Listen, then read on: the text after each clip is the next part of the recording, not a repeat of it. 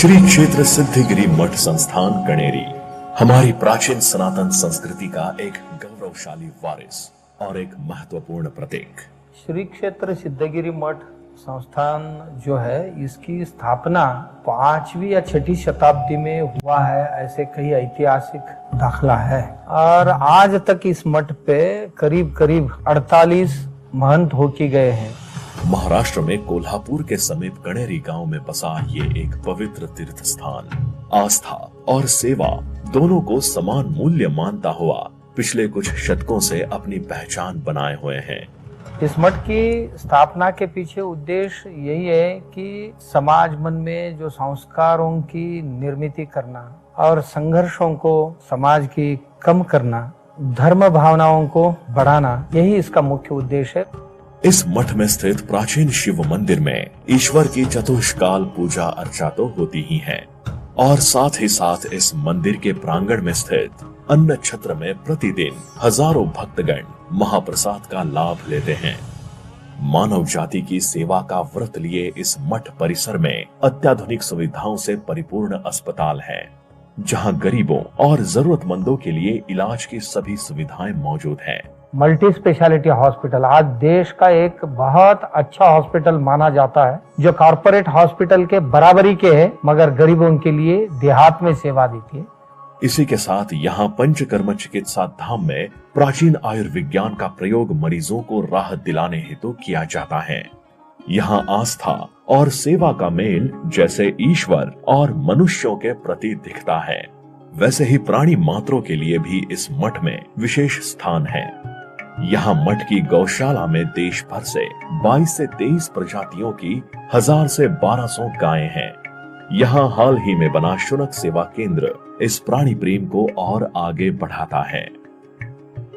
मठ परिसर में जैविक खेती के संदर्भ में कई प्रयोग किए जाते हैं। निसर्ग और मानव को हानि ना पहुंचे तथा किसान की कमाई पर भी असर ना पड़े, ऐसे लखपति खेती जैसे अनेक प्रयोग करने के साथ ही किसानों को समर्पित एक आधुनिक कृषि विज्ञान केंद्र भी मठ परिसर में विद्यमान है।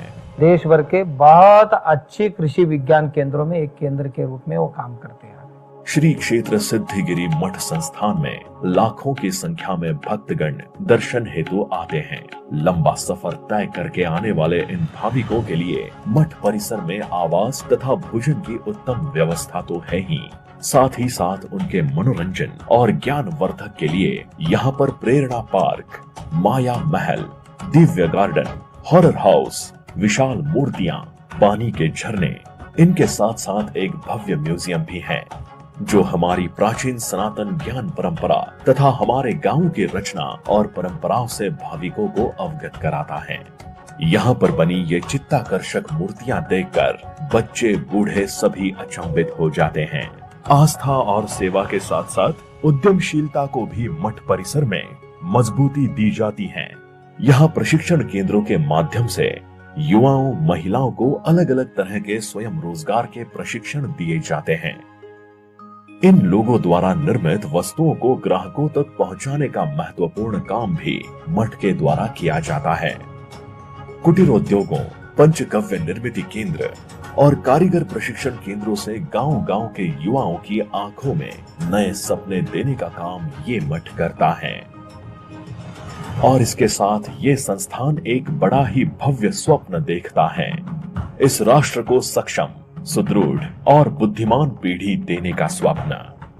मठ में स्थित गुरुकुल में देश भर से आए बच्चे एक दिव्य स्वप्न को लेकर जीते हैं।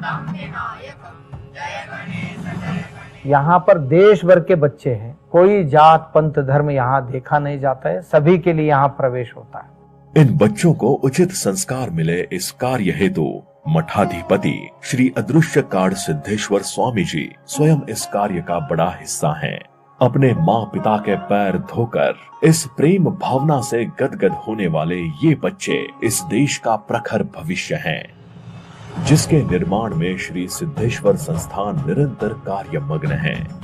ये एक धर्म कार्य है जो राष्ट्र कार्य में तो परावर्तित होता ही है, किंतु उससे भी आगे चलकर ये समूची मानव जाति के कल्याण हेतु चल रहा एक महायज्ञ ही है।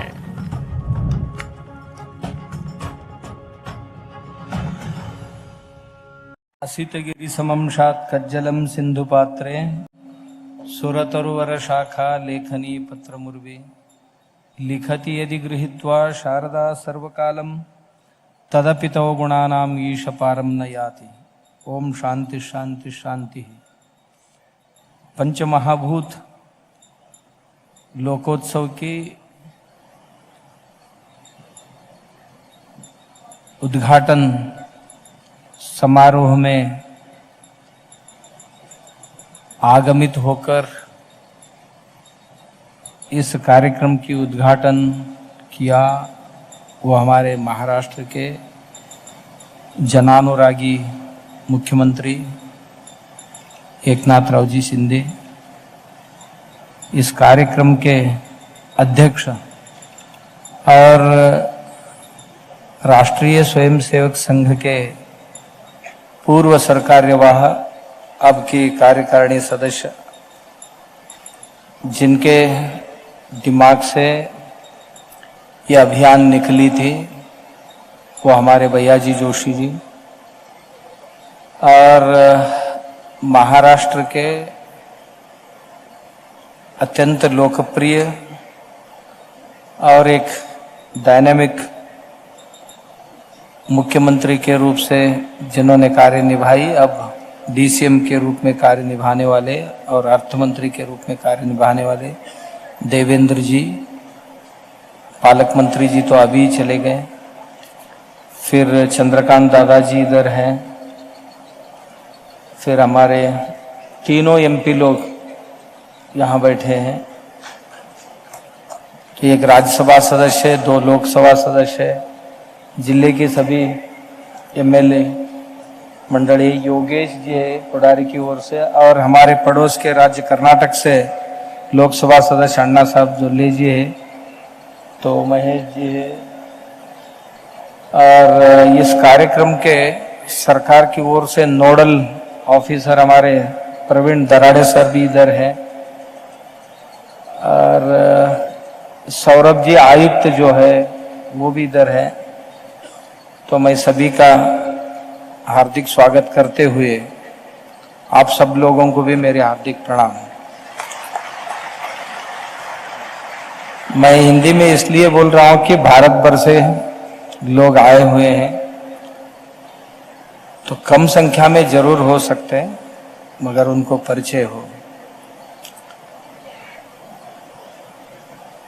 या महोत्सवाचा किंवा या लोकोत्सवाचा मुख्य उद्देश काय एवढंच होतं की एक जनजागृती निर्माण करणं आणि नंतरच्या काळात या जन अभियान जे आहे हे कृतिशील होण्याकरता, प्रयत्नशील होण्याकरता माणसं तयार करणं।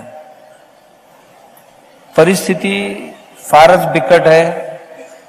देखिए, हर दिन हमारे यहाँ पर कैपिटा इनकम में कोल्हापुर बहुत अच्छी मानी जाती है, देश में 1 या 2 नंबर की हमारी पर कैपिटा इनकम है, मगर हॉस्पिटल की स्थिति देखा जाए तो हमारे यहाँ हर दिन 500 लोगों की रेडियोथेरेपी होती है कैंसर के लिए, उससे कहीं ज्यादा केमोथेरेपी होती है। इतना ही नहीं है, इस पंचमहाभूतों की असंतुलन से हमारे यहाँ की स्थिति ये है कि पहले थाना में 1 ही मेंटल हॉस्पिटल था, अब हमारे कोल्हापुर में 13 मेंटल हॉस्पिटल है। ये भी सोचने जैसे बात है, जिसको हम मानसोपचार तज्ञों की आवश्यकता मानने लगे तो ये 1 ही दिन में नहीं तैयार हुआ है। तो हर दिन हमारे शरीर और मन मस्तिष्क पर जो परिणाम हो रहा है उसकी, और कुल विश्व की स्थिति, आज की पृथ्वी की स्थिति इतनी ठीक नहीं, मट्टी खराब हो चुके, जो 3 पॉइंट सॉइल कार्बन होना चाहिए था वो 0.2% पे आके टिकी है। ये 0.2% में 1% में गिरावट हो जाए तो मट्टी कुछ भी उगने में सक्षम नहीं रहेगी, और मट्टी में इतनी प्रदूषित हो रही मट्टी, तो आप पूछने से कुछ नहीं होगा, करने से ही होगा। पानी प्रदूषित भी हो गए, और पानी नीचे भी जा रही है जमीन से। कुल जो विश्व में पानी है 70%, उसमें कुछ हम 2-3% पानी ही पीने लायक या उपयोग करने लायक है, वह भी आज कम होती जा रहे हैं। उसका परिणाम भी आने वाले दिनों में देखिए, मट्टी पकड़ के रखने के लिए पानी की जरूरत है, वो भी पानी नहीं मिल रही, इसीलिए मट्टी का प्रदूषण बढ़ रहा है, मट्टी की क्षरण बढ़ रहा है। पानी जो है वो पीने लायक नहीं रही है। पहले तो 40 साल पहले हम किसी भी नदी नालों पे जाके हाथ से पानी उठा के पी सकते थे, आज वो पानी पीने की लायक नहीं रही है। और हवा की बात करेंगे तो हवा में जो नाइट्रोजन है सो है, मगर ऑक्सीजन की प्रमाण कमी होती जा रही है, और कार्बन डाइऑक्साइड 0.03% होना चाहिए, वो अब 0.6% हो गई है। आने वाले जो 50 साल में ये हुआ है, वो आने वाले 10 साल में ही इससे भी दुगना होने वाले। ये दुगना होने से ये जो कार्बन के कण वातावरण में बढ़ रहे हैं, इससे ग्लेशियर के ऊपर जाके बैठ रहे हैं, वो ग्लेशियर पिघल रहे हैं।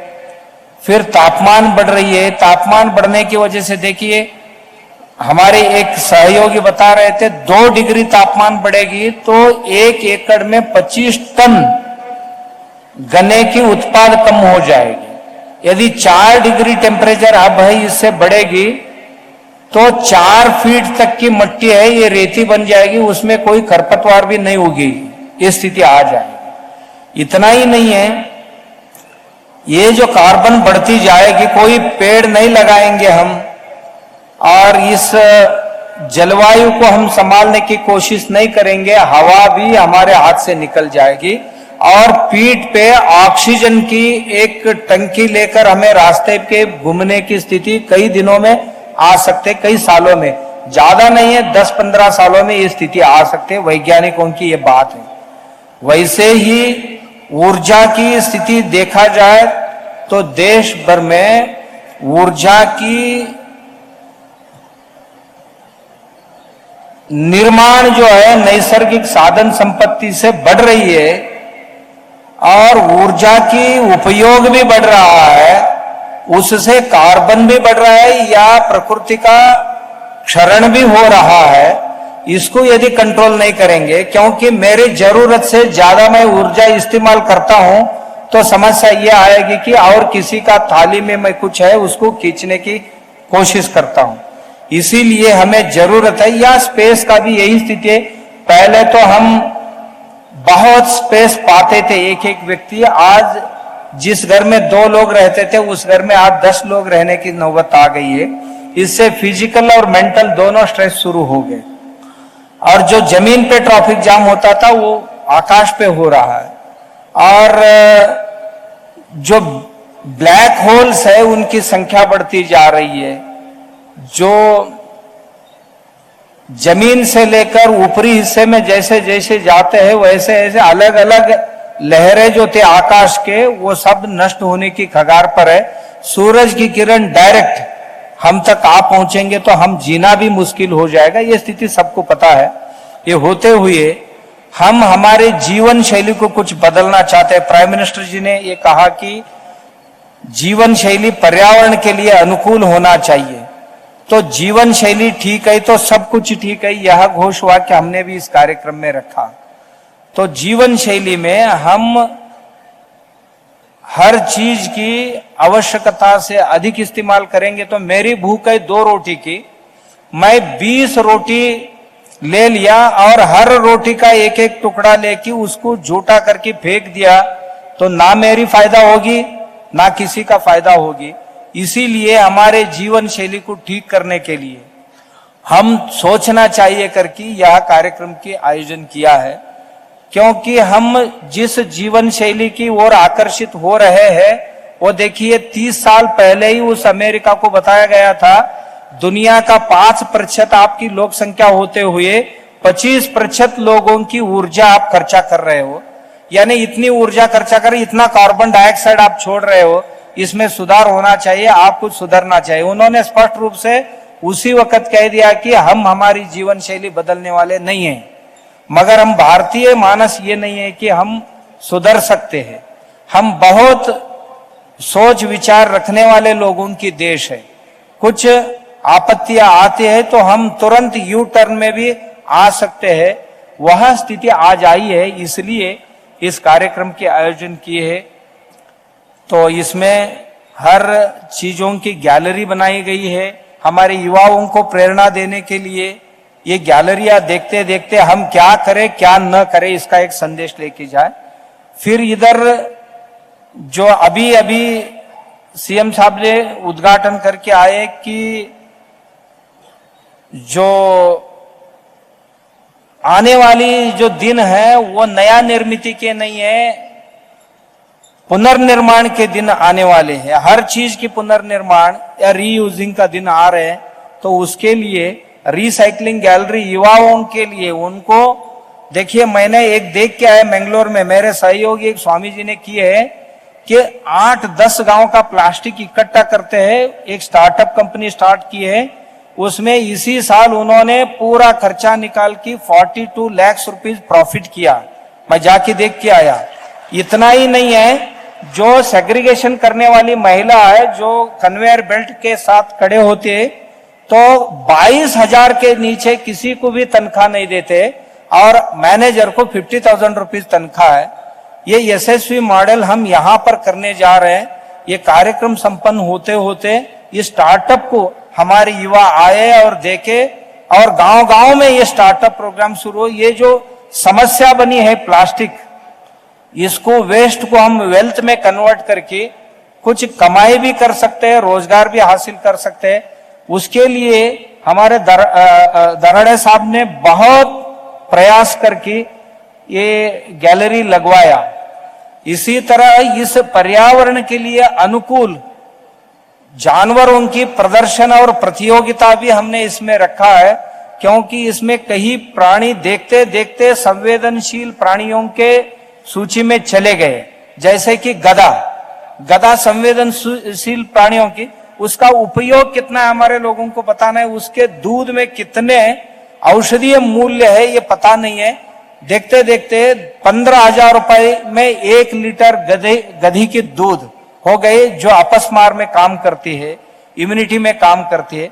इसलिए हमने कुत्तों की, बिल्लियों की, गधों की जो भारतीय प्रजाति है, जो 127 इको क्लाइमेटिक हमारे जोन्स जो है, एग्रो क्लाइमेटिक जोन्स है, जहां तहां का एक लोकल प्राणी के रूप में जाने जाते, उनकी रक्षा भी होना चाहिए, उनका संवर्धन भी होना चाहिए करके वो रखा। हमने 2050 में जब रखा था, हमारे डिस्ट्रिक्ट में 10,000 भी देशी गाय नहीं थी, मगर आज 6-7 साल में हमारे यहाँ करीब करीब 5 लाख गोधन बढ़ गई। तो मठ जो भी करते हैं तो उसको लोग एक्सेप्ट करते हैं। इसलिए अभी मुख्यमंत्री जी और उप मुख्यमंत्री जी ये बता रहे थे कि यही प्रोग्राम हम यदि करते हैं तो लोग इतनी आस्था से इसको स्वीकार नहीं करते हैं। ये मठ कर रही है इसीलिए इसको स्वीकार करते हैं। तो मठ के पीछे सरकार खड़ी रही है। इस कार्यक्रम के आयोजन में हम तो सीमित साधन संपत्ति के साथ इसको संपन्न करने वाले थे, मगर मुख्यमंत्री जी ने इतना इसमें रुचि डाल दी कि वो खुद भी एक बार आए कि तैयारी क्या चल रही है देखने के लिए। देखते देखते वो हर व्यक्ति के, मुख्यमंत्री आ रहे तो इस कार्यक्रम में क्या है, उप मुख्यमंत्री ये सभी सेक्रेटरियों को बुला के इसको अमल में लाने के लिए कह रहे हैं, तो इसमें क्या है विशेषता। कई लोगों के मन में तो बहुत कुछ आकी गया। कई लोगों ने कह दिया कि सरकार कुछ प्रायोजित कर रही है क्या इसको, और कई लोगों के मन में आ गया कि स्वामी जी कुछ इलेक्शन के लिए खड़ा होने जा रहे हैं क्या, ऐसे भी लोग कहने लगे। मैंने कह दिया कि ये इस जन्म में नहीं होगा, अगले जन्म में चाहे तो मैं सोचूंगा, क्योंकि इस जन्म में जो सन्यास लिया हूं उस पर मेरी बहुत आस्था है, और सन्यास से बड़ा अलंकार इस दुनिया में दूसरा कोई भी नहीं हो सकता, ये मेरी श्रद्धा है। तो मगर वे लोग जानकार थे, उन्होंने ये जान लिया था कि स्वामी तो इस विचार के नहीं है, इसलिए इनको सपोर्ट करना चाहिए करके सरकार ने इसको अपना प्रोग्राम ही मान लिया करीब करीब। तो जो हम छोटे पैमाने पे करने चाहते थे, देखिए राजा प्रसन्नम गजभूमि दानम, यदि राजा प्रसन्न होता है तो बहुत कुछ कर सकता है। जो राजा कर सकता है तो और लोग कर नहीं सकते, तो उन्होंने अपने इसके लिए देखिए कर्म धर्म संयोग कैसा है। हमने ये प्रोग्राम डिक्लेयर किया, कई दिनों में ही ये सरकार आ गई। उसके साथ साथ ही जो हमारे दादा साहब है, हमारे मठ के हितैषी है, उनका तो योगदान हमेशा इस मठ के हर कार्य में रहता है। हमारे एमएलए एमपी जो ये सब लोग हमारे मठ के एक अविभाज्य घटक होते हैं। कोई भी पार्टी के हो, किसी भी पार्टी के हो, हमारे होते ही है। उसके साथ साथ जो दराड़े साहब है, वो यहाँ जब कलेक्टर थे तब हम हर हफ्ते मठ में आते थे। वो उसी व्यक्ति को कैसे नियुक्त किया पता नहीं मुझे, तो नोडल ऑफिसर करके नियुक्त किया। और इसी संदर्भ में हमारे वो ये कलेक्टर साहब है, वो तो दिन रात इसके लिए, इतना अच्छा कलेक्टर हो सकता है ये भरोसा नहीं कर पाएंगे, इतना रुचि उन्होंने ली इस कार्यक्रम को उन्होंने। और हर डिपार्टमेंट्स जो है इसमें पहले बार हमने महसूस किया कि सरकारी अधिकारी इस तरह से भी काम कर सकते हैं, यह एक विश्वास हमें इसमें देखने के लिए मिला। तो इस संदर्भ में बहुत सारे हमारी सहकारी संस्थाएं हैं, ये ऊपर बैठे हुए लोग हैं, सामने बैठे हुए लोग हैं, क्या कुछ दिया, देने वालों ने भी ऐसा बता के नहीं दिया, लेने वाले ने भी उसको पूछ के नहीं लिया, जो लिया और उसको जनता के लिए, क्योंकि इसको हम लोकोत्सव ही कह दिया था, लोगों का, लोगों के लिए, लोगों की ओर से ही होने वाले करके। तो सरकार तो किसका होता है, लोगों का ही होता है। सरकार यदि मदद करते हैं तो क्या मेरे लिए कर रहे हैं? मैं तो सन्यासी हूं, आगे पीछे ऊपर नीचे कुछ है ही नहीं, लंगोटी ले लिया निकल पड़ा, इससे ज्यादा तो मेरा होता ही नहीं। मेरा हर दिन का खर्चा सिर्फ 10 रुपए है, वो भी भोजन का, एक ही बार करता हूं। तो जो भी है वो उन्हीं का कार्य है। तो करने के लिए हम थोड़ा जो हमाली का काम बोलते हैं ना, इसका सामान इधर रख दिया, ऐसा इतना ही हमने किया। इसलिए इन सभी लोगों को और आप लोगों को मैं बहुत बहुत धन्यवाद देता हूं कि यह कार्यक्रम निश्चित रूप से घर घर तक पहुंचेगा। इतना ही नहीं, आगे आने वाले दिनों में ये रोजगार भी निर्माण करेगा ये प्रोग्राम, और इस धरती की प्रदूषण जो भी है उसको कम करने में, एक अभियान खड़े करने में सहायता मिलेगी। सबको मेरे हार्दिक प्रणाम अर्पण करते हुए रुकता हूं। स्वामी जी की पर्यावरण के बारे में जो आस्था है और उनका जो अभ्यास है, इतना बड़ा अभ्यास पर्यावरण के बारे में किसी स्वामी जी का होगा ऐसा मुझे लगता नहीं है। इसलिए आशिया खंड में पहली बार ये लोकोत्सव यहाँ पे हो रहा है।